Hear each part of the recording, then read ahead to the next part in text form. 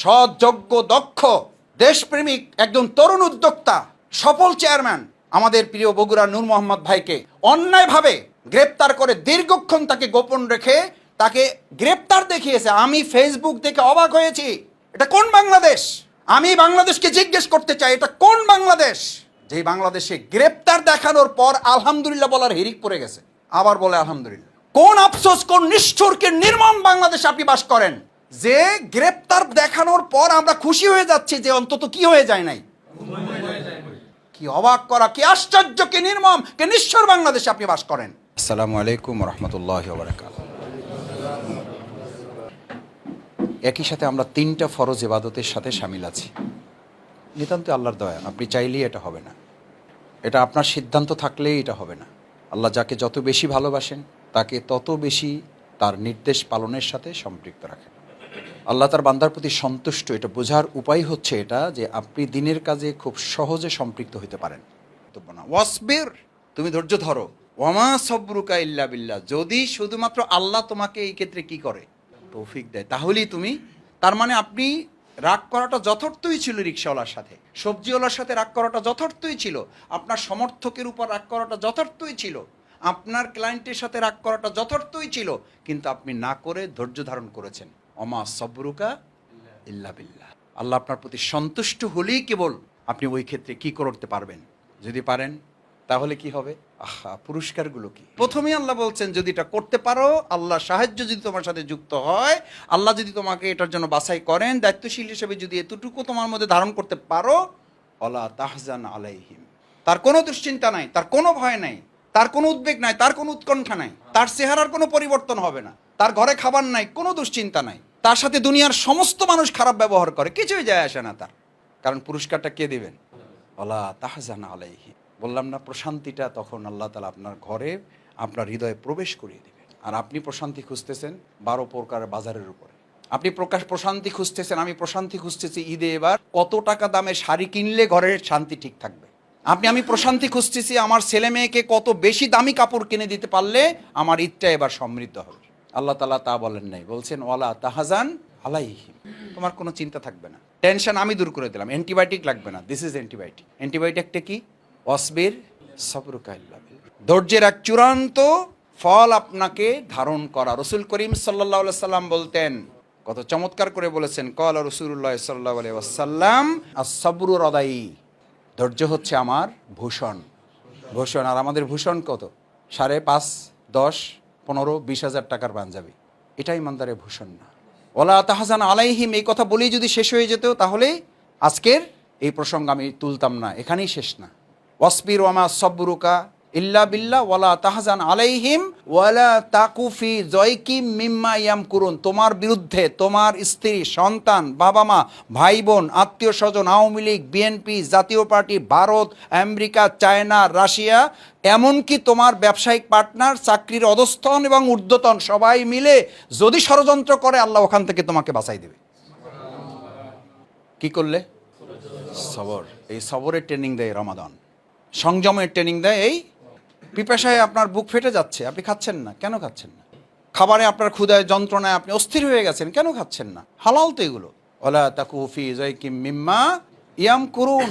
শুধু এই পর্যন্ত শেষ হলো, আমি এই প্রসঙ্গ তুলতাম না। আরও মজার কথা পরেরটা, ইন্নাল্লাহা মাআল্লাযীনা তাকাউ ওয়াল্লাযীনা হুম মুহসিনুন। সুবহানাল্লাহ, এরাই আসল তাকওয়াবান। এই যে কুতিবা আলাইকুমুস সিয়াম কামা কুতিবা আলাল্লাযীনা মিন ক্বাবলিকুম লাআল্লাকুম তাত্তাকুন, এই যে তাকওয়া যারা অর্জন করবে, এরকম তাকওয়াবানদের সাথে ইন্নাল্লাহা মাআল্লাযীনা তাকাউ, তুমি আল্লাহর সাথে থাকবা না, ওইটা পরে।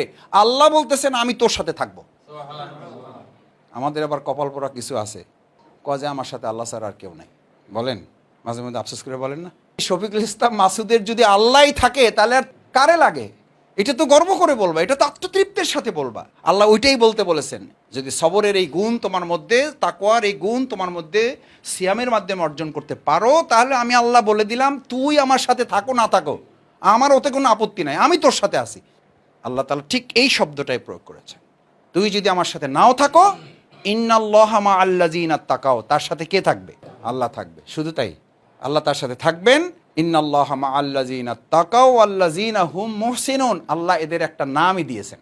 মহসিনদেরকে ধরে ধরে জাহান্নামে ঢুকানো হবে, যে মহসিন আসো জান্নাতে, জাহান্নামে ঢোকো। তার মানে বোঝা যায় এই সবরের উপরে ভিত্তি করে এই লোকগুলো এই গুণ অর্জন করতে করতে আল্লাহ তাদের এমন একটা নাম দিয়েছেন, তাদেরকে আল্লাহ তাআলা বলে দিয়েছেন ইন্নাল্লাহা ইউহিব্বুল মুহসিনিন। আল্লাহ ভালোবেসে আমাদের জাহান্নামে দেবে। পারা যাবে ইনশাআল্লাহ। দ্বিতীয় কথা হইল ওয়ার্ড সভাপতি সেক্রেটারিদের রমাদান অ্যাবসলিউট ট্রেনিং, এবং এটা উন্নত মানের ট্রেনিং, সাধারণ মুসলিমদের ট্রেনিং। আর রোজা সবাই রাখতেছে, সবার জন্যই, কিন্তু ট্রেনিং হিসাবে এটাকে ধারণ করবে উঁচু মানের যারা মুসলিম, উঁচু মানের যারা ইমানদার, তারা এটাকে ট্রেনিং হিসাবে ধারণ করবে। এটা উন্নত মানের ট্রেনিং হচ্ছে সিয়াম। সেই উন্নত মানের ট্রেনিংয়ে আপনারা যারা ওয়ার্ড সভাপতি সেক্রেটারি দায়িত্বশীল পর্যায়ের ভাইয়েরা এখানে ট্রেনিং করছেন, তাদেরকে মূল 3টা বিষয় এখান থেকে গ্রহণ করতে হবে।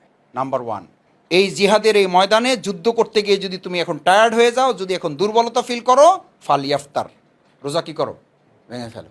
একটা কথা তো বোঝা যাচ্ছে এখানে, ট্রেনিং একটা আছে, শক্ত ট্রেনিং। এই ট্রেনিংয়ের একটা মূল উদ্দেশ্য আছে। সেই উদ্দেশ্যটা কি? কি বিজয় করা?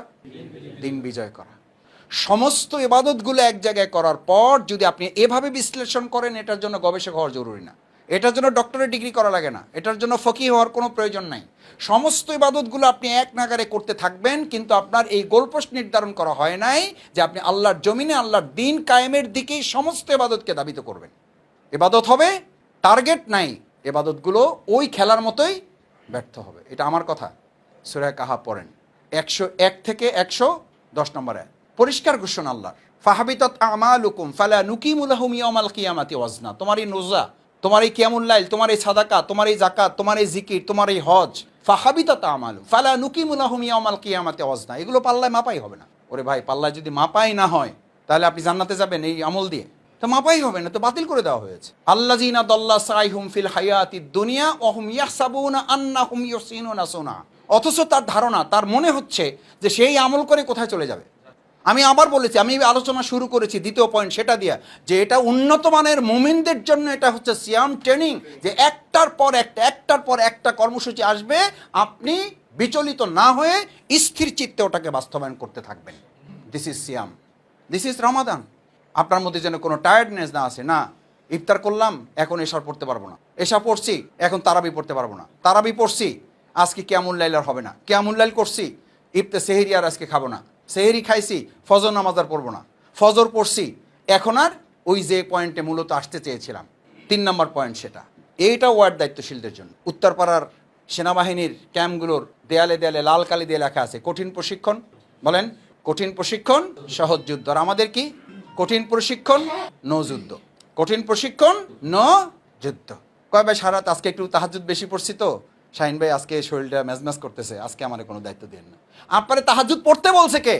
কে তাহাজ্জুদ পড়তে বলছে? এই জন্যই তো আল্লাহ তাআলা রাসূল সাল্লাল্লাহু আলাইহি ওয়াসাল্লামকে বলেছেন, ইয়া আইয়ুহাল মুযাম্মিলু কুমিল লাইলা ইল্লা কলিলান নিসফাহু আও ইনকুস মিনহু কলিলা আও জিদ আলাইহি ওয়া রাত্তিলিল কুরআনা তারতিলা ইন্না সানুলকি আলাইকা কওলান। আরে বেড়া, তোর উপরে তো সকাল থেকে সন্ধ্যা পর্যন্ত একটা বিরাট বোঝা দিন কায়েমের, এটা আছে, ওইটা হালকা করার জন্য তো আমি রাত্রিবেলা তোর এই ট্রেনিং প্রোগ্রাম দিলাম। দরবেশগিরি দিছি তো দিনের বেলা সৈনিকগিরি করার জন্য। এই রমাদানের পুরো রমাদানের আলোচনা যদি এক জায়গায় করেন, তাহলে 2টো শব্দ, রোহবান আল্লাইল ফুরসানান নাহার। এই রমাদান আপনাকে দিনের বেলা বানায় সৈনিক, রাতের বেলা বানায় বেশ। দরবেশ হয়েছেন, সৈনিক হয় নাই, সিয়াম বাদ। লিখে নেন, কোনো ফতোয়া যদি কারো কাছ থেকে নিতে হয়, ফতোয়া তার কাছ থেকে নেন, আমি ফতোয়া দিলাম না।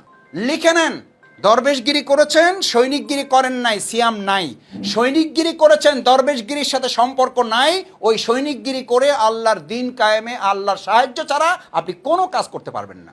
তার মানে দরবেশগিরি ছাড়া আপনার সৈনিকগিরিও, এটা সম্পর্কটা হচ্ছে মাথার সাথে শরীরের, শরীরের সাথে মাথার। নফল বাঁচাতে গিয়ে, মুস্তাহাব বাঁচাতে গিয়ে পরনের ফরজ যদি কাপড় তুলে পাগড়ি বেঁধে নামাজ পড়তে হয়, প্রয়োজনে পাগড়ি বেঁধে নামাজ পড়বে। ফরজের খুব একটা প্রয়োজন আছে বলে এখন এই উম্মা মনে করে না, করে যে না, তার চতুর্থ আর একটা পয়েন্ট মনে করাই। সেই কপাল পোড়া মুসলিমদের থেকে বের হয়ে আসতে না পারলে ওয়ার্ড সভাপতি, সেক্রেটারি, কর্মপরিষদ, শুরা কেন, আপনি মহানগরীর শফিকুল ইসলাম মাসুদের মতো এরকম সেক্রেটারি হইলেও কিছু যায় আসে না। আজকে এই 17 রমাদান, আপনি রাস্তায় আমার কথা বিশ্বাস না হলে এখন বের হবেন, পল্টন মোড়ে দাঁড়াবেন, 10টা লোককে এরকম সার্কেল করবেন, জিজ্ঞেস করবেন ভাই আজকে কত রমজান। ম্যাক্সিমাম বলতে পারবে না। দ্বিতীয়ত, অন্তত একজন বলতে পারবে কিনা আমার সন্দেহ, যে ভাই 17 রমজান, কিন্তু জিনিসটা কি, ওটা খায় না, মাথায় দেয়। যদি বলতে পারে তাহলে আমার বক্তৃতা ফেরত নিলাম, আমার বক্তব্য প্রত্যাহার করলাম। ওয়ার্ড সভাপতি সেক্রেটারিরা, এই দায়িত্ব আপনাকে নিতে হবে। এই অনুভূতি আগে আপনার মধ্যে লালন করতে হবে। যে জাতি বদর খোঁজে না, কদর খোঁজে, সেই জাতির কপালে কদরের কোনো সম্ভাবনা নাই। যতক্ষণ পর্যন্ত বদর না খুঁজবে ততক্ষণ পর্যন্ত কদরের মানে আল্লাহ আমাদেরকে সম্মানিত করবেন না। এই কারণে আজকে মুসলিম উম্মার এই দুরবস্থা, এই দুর্দশা। আজকে মুক্তিযুদ্ধের চেতনা, মুক্তিযুদ্ধের চেতনার কথা বলে ধর্ষণ করলেও কোনো সমস্যা, মুক্তিযুদ্ধের কত চেতনার কথা বলে গরু চুরি করলেও পুলিশ তারে কি করে দেবে। আর সৎ, যোগ্য, দক্ষ, দেশপ্রেমিক একজন তরুণ উদ্যোক্তা, সফল চেয়ারম্যান আমাদের প্রিয় বগুড়ার নূর মোহাম্মদ ভাইকে অন্যায়ভাবে গ্রেপ্তার করে দীর্ঘক্ষণ তাকে গোপন রেখে তাকে গ্রেপ্তার দেখিয়েছে। আমি ফেসবুক দেখে অবাক হয়েছি। এটা কোন বাংলাদেশ? আমি বাংলাদেশকে জিজ্ঞেস করতে চাই, এটা কোন বাংলাদেশ যে বাংলাদেশে গ্রেপ্তার দেখানোর পর আলহামদুলিল্লাহ বলার হিরিক পড়ে গেছে, আবার বলে আলহামদুলিল্লাহ? কোন আফসোস, কোন নিষ্ঠুরকে নির্মম বাংলাদেশে আপনি বাস করেন, যে গ্রেপ্তার দেখানোর পর আমরা খুশি হয়ে যাচ্ছি যে অন্তত কি হয়ে যায় নাই। কি অবাক করা, কি আশ্চর্য, কি নির্মম, কি নিষ্ঠুর বাংলাদেশে আপনি বাস করেন। কি এক অবাক করা দেশে আমরা অতি সত্বর, নিঃশর্ত, অবিলম্বে তার মুক্তির দাবি জানাচ্ছি। তার সন্তান, তার কলিজার টুকরা ছোট্ট সন্তান কোলে, কয়েকটা দিন পর ঈদ হবে, কেন তার আনন্দ আপনারা কেড়ে নিলেন? কেন তার সাহারি ইফতারের এই বরকতপূর্ণ সময় তার থেকে আপনারা ছিনিয়ে নিলেন? কি অপরাধ করেছে সে? এই অপরাধ জাতির কাছে আগে প্রকাশ করতে হবে। শুধু তাই, একই সাথে আমি আলহামদুলিল্লাহ আর একটা হিরিক দেখলাম। কি দেশে বাস করেন, ঘুরে দাঁড়ান। এই পল্টনকে ঘুরে দাঁড়াইতে হবে আপনাদের আগে ঘুরে দাঁড়াতে হবে। হিম্মত বলিষ্ঠতা নিয়ে বুক উঁচু করে রাস্তায় বুক ফুলিয়ে হাঁটার সিদ্ধান্ত নিতে হবে। কি জন্য বলেছি? কোন এক আধিপত্যের ভূত আমাদের ঘাড়ে চেপে বসেছে। আমাদের নওগাঁর একটা কিশোর ছেলেকে বিএসএফ হত্যা করেছে। লালমনিরহাটে স্বাধীনতার দিনে 26শে মার্চ লালমনিরহাটে এবং নওগাঁতে আমাদের দুটা কিশোর ছেলেকে অন্যায়ভাবে গুলি করে তাদেরকে সীমান্তে হত্যা করেছে। সেই লাশ ফেরত দিয়েছে আজকে। সেই লাশ ফেরত দেওয়া, লাশ পেয়ে আমাদের লোকেরা আলহামদুলিল্লাহ বলতেছে। কোন দেশে বাস করছি? কোন দেশে বাস করছেন আপনি? লাশ পেয়ে আলহামদুলিল্লাহ বলতে হয় আমাদের। এই আধিপত্যবাদের শৃঙ্খল থেকে বাংলাদেশকে আমরা উদ্ধার করবই ইনশাআল্লাহ। এই আধিপত্যবাদের শৃঙ্খল আমরা ভাঙবই। এই শৃঙ্খল ভাঙার জন্যই আমিরে জামাত আত্মসমর্পণ করেন নাই। এই শৃঙ্খল ভাঙার জন্যই শহীদ আলী হাসান মোহাম্মদ মুজাহিদ আত্মসমর্পণ করেন নাই। এই শৃঙ্খল ভাঙার জন্যই মোহাম্মদ কামরুজ্জামান, মীর কাসিম আলী মিন্টু, আব্দুল কাদের মোল্লারা ফাঁসির মঞ্চে হাসির মুখে জীবন দিয়েছেন। সেই আন্দোলনের কর্মী আপনারা। আমরা বাংলাদেশের রাজধানী ঢাকা, ইসলামী আন্দোলনের রাজধানী এই পল্টনকে আমরা বানাবো ইনশাআল্লাহ। আমি তো সূরা হিজরের 14 নম্বরে আয়াত আমার কাছে আছে। যতক্ষণ মুশরিক কাফির জাহিলদের রাজত্ব উঁচা করে সর্বশক্তি নিয়ে তুমি সত্য কথাটা তুলে ধরো, এই কাফিরের রাজত্ব চলবে, জুলুমের রাজত্ব চলবে। পরিষ্কার হাদিসে কুচ্ছির বর্ণনা, তোর চেহারাই পরিবর্তন হয় না, লাল টকটকে হয়ে রক্ত বের হওয়ার মতো, ফিনকি দিয়ে বের হওয়ার মতো পরিস্থিতি হয় না। তোর ইমানই নাই। শহীদের এই ময়দান, শহীদের রক্তাক্ত এই জমিন, শহীদের রক্তাক্ত হাঁটা এই পথ, যে পথে আপনি হাঁটেন, আমি ফিল করি, আল্লাহর কসম করে বলছি, আমি ফিল করি এটা মুজাহিদের রক্তের বন্যা বয়ে যাওয়া রাস্তা। এটা শহীদ মুজাহিদের দাঁত ভেঙে ফেলা, শহীদ হাফেজ শিপনের দাঁত ভেঙে ফেলার জমিন এটা। শহীদ জসিমকে সাপের মতো পিটিয়ে রক্তাক্ত করে শহীদ করে ফেলার জায়গা এটা। আমাদের জীবন চলে যাবে, এখানকার 1 ইঞ্চি মাটি আমরা ছেড়ে দেব না। বদরের ময়দান হিসাবে আমরা বিজয়ের জন্য এখান থেকে পতাকা উড্ডীন করব। আসসালামু আলাইকুম।